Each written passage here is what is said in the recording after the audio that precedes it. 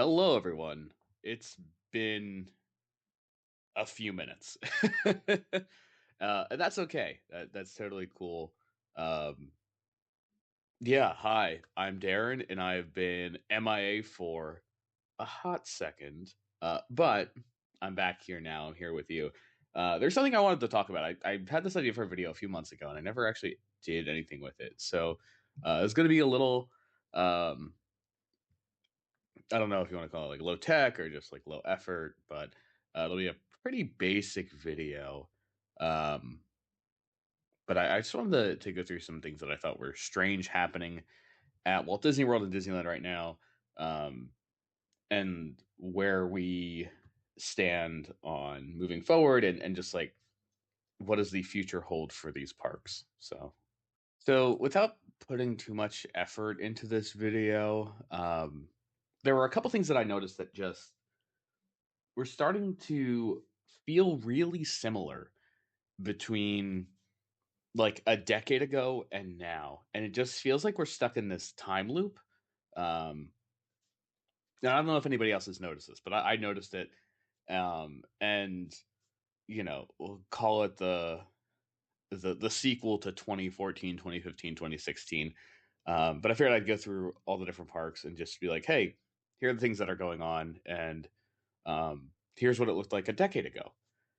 So we'll start with Magic Kingdom. In 2014, Memento Mori opened, which was the Haunted Mansion themed gift shop. And then in 2024, um, the Disneyland Resort opened up their whatever it's called, the Somewhere Beyond gift shop, which is another Haunted Mansion themed gift shop. It's weird that that is exactly 10 years apart. Um, I don't know. It's all very strange. And then keeping in Magic Kingdom in 2015, Skipper Canteen opened, which was a lounge and restaurant themed to the Jungle Cruise. And then in 2025, so exactly 10 years later, Pirates of the Caribbean also got a themed lounge in the same land. Is that not crazy? Like, it's nobody. Oh my gosh, it's so weird. Um, and then in 2014, 2015, the Castle Hub was under construction, and like a big iconic portion of the park was behind construction walls. And then here we are in 2025. Well, now at the tail end of 2025, and Frontierland is behind those walls also. It's just I'm losing my mind here.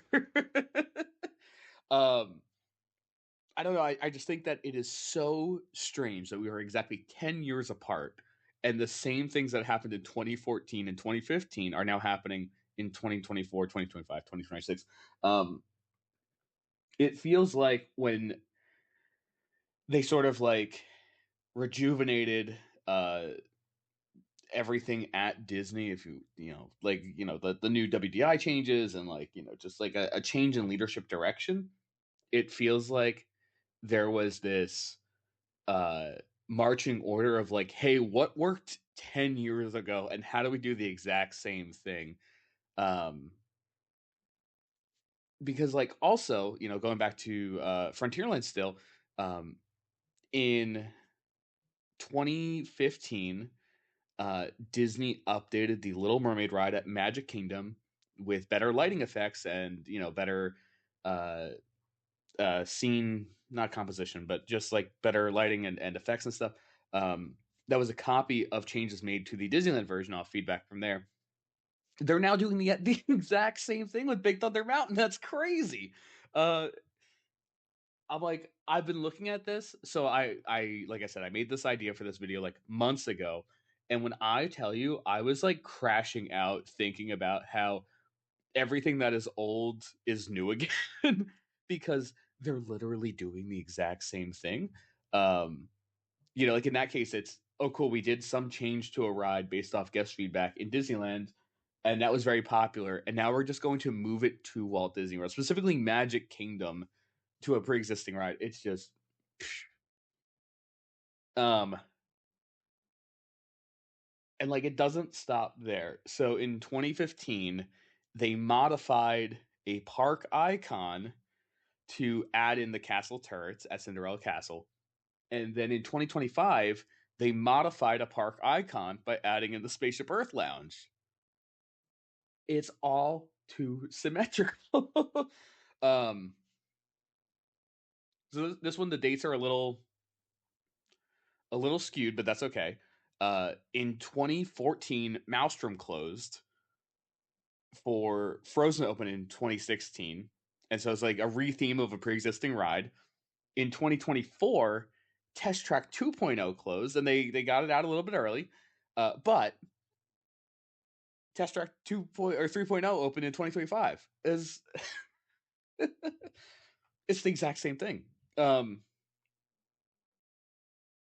Also, in 2015, uh, Soaring Around the World was announced, and then so a new version of a simulator.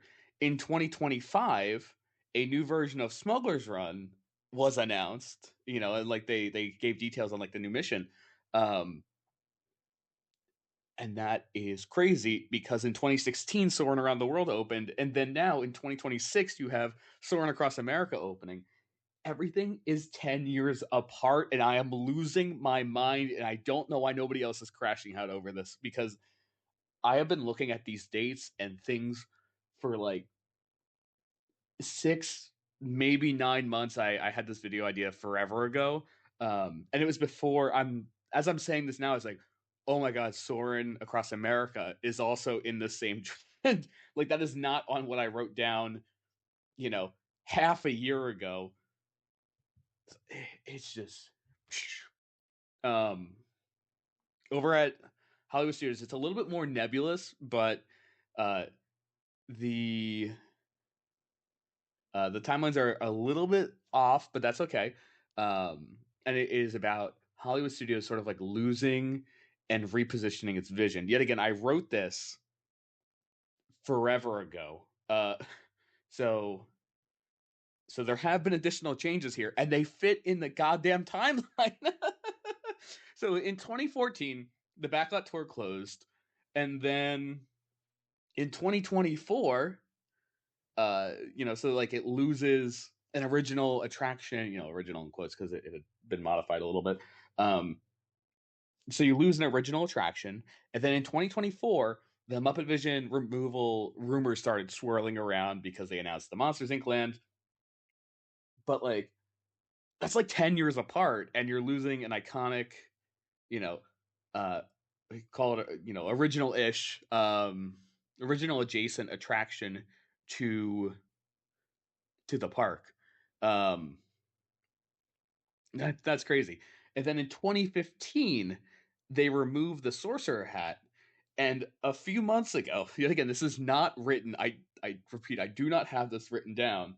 Um, a few months ago, so 10 years, probably to the goddamn month, they announced that the hat is coming back in a different capacity with the retheme of Magic of Disney Animation, which I am so certain that Star Wars Launch Bay opened in 2015 and then it closed in 2025. This stuff is exactly 10 years apart. It's so stupid. And then keeping up with like park icon changes. In 2015 you had the hat removal, and then in 2025 you had the introduction of the Zootopia show at Tree of Life. So you have like the iconic, centerpiece of the park taking on a new meaning and a uh, new theme, basically. But oh my gosh, this is nuts. So switching over to Animal Kingdom, uh, in 2015, Pandora started its vertical construction. Now in 2025, uh, it was shown on the Disney Parks like Instagram or whatever a few days ago that the Encanto ride has gone vertical. And people who say that that's not going to open in 2027. So Pandora started vertical construction in 2015, and then the land with both rides opened in 2017. Encanto went vertical in 2025 using the exact same timeline. That ride should open in 2027. Uh, this is so crazy. It's nuts. And then, on a more, I guess, somber note, if you want, you could refer to like Frozen entering World Showcase as like the downfall of like the original theme and sort of that transition away from what the thematic integrity of that area was. Um, Although personally, I think it was done fine. Like I have no immediate gripes with the Frozen attraction, but that was in 2014, and in 2024 it was announced that Indiana Jones and Encanto were coming to DAC and would be bringing forward new changes in a new thematic land, which is rumored to not have any animals, which is nuts. But yeah, it just sort of represents this departure from what the original theme of that land was. What else we got here? We got some fun stuff with resorts. And that was in 2014. The lobby waterfall was removed from the Polynesian resort, which sort of represented this like departure from like the original vision of what that experience was going to be like in the Great Ceremonial House. And then in 2024, they departed even further from that by adding in the new DVC tower. Guys, it is so weird that this stuff is exactly 10 years apart. And sort of the last big one, right, is you have like the big 4-year promise, which was in 2015. Uh, Disney announced that a Star Wars land was coming to um, Disney parks, and it would be at Disneyland and Walt Disney World. Um, in 2024 at D23, they had a very similar style reveal for the Villains Land, which would be about 4 to 5 years out. Um, which yet again is this big, huge announcement everyone was excited for. It was almost like Disney's like, but wait, there's one more thing. And guys, I am losing my mind over how similar all this stuff is. Just some other ones. I think that the Festival of Fantasy Parade started in 2014, 2015. Um, and then you had the nighttime parade that debuted this past year.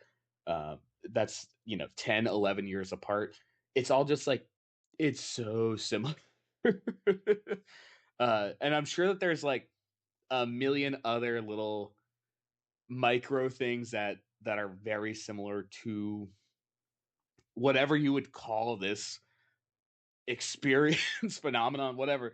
um it is just so bonkers that everything is like in some cases literally down to the month 10 years apart. um and the last one, which is a little bit more personal, is in February of 2026. I moved to Orlando and tried to do a video every single day. And so I figured, what a fun way. You may know where this is going, but what a fun way to celebrate 10 years of being in Orlando than trying to do a new video every single day again. And I know it won't be perfect, and I know I'll miss days, and that's okay. And I think that when I have tried to do stuff like this in the past, it has been like a all or nothing. If I skip a day, I should just stop trying, because at that point I have missed the mark. I didn't succeed what I set out to do, so it makes me a failure, and this thing cannot happen. But some videos won't be good, right? Like, for example, this one will not be good, and that's okay. They don't all need to be great. They just need to be a thing. This type of stuff I enjoy doing, and I should be allowed to have hobbies that I enjoy doing, even if I'm not perfect at them, even if what I am setting out to do is not necessarily what the end product looks like. I could sit here I am recording this on New Year's Eve. I have like 4 hours to finish putting this together before I have to go to a party. But I want to do this, and I think that the timing works out, and I care more about putting the thing out than I do about making it the best thing it could possibly ever be. So that is my goal. That is my intention. I do not know if I will succeed, but I will at least put in an attempt, and that is sort of the big thing. I think a lot of what I want to focus on is like construction updates. There's a lot of really cool construction going on, as I pointed out earlier in this video. You have things at Universal and Disney, and just like general Orlando stuff going on that I really think is interesting to document. And having been on project teams for new attractions before, and seeing the stuff go vertical and come to life from the inside, I think I offer a really unique perspective on what things are going to be. As of the time of recording this, we don't know what the Encanto ride is. We don't know what the Villains Land rides and layouts are going to be, and so I think being able to help chart what speculation seems realistic. I think that is a cool perspective, and so I wanted to focus on more things like that, doing some stuff in the parks, but also just like relying on what the greater theme park community has done, and being able to use those things like bioreconstruct footage and pictures and videos. I can't get up in a helicopter, but I can certainly talk about what I see in his pictures. So those are my intentions. That is my goal. I think realistically, my goal for 2026 is, like I said, it's ideal if I hit every day, but I think 100 would be crazy. So we'll call my goal 100 videos. If I can do one every 3 days or 3.5 days, I think that's a good success. It's not perfect. It's not every day, but I'm not aiming for perfect, and I'm not aiming for, mistake-free content. I'm just trying to share my thoughts and opinions with the world, and if you agree and if you like them, or if you want to discuss them, this is a great avenue to do so. So with that being said, thank you for watching. Thank you for listening. I appreciate all of you guys spending a little bit of your New Year's Day with me, and I look forward to seeing you for the next one.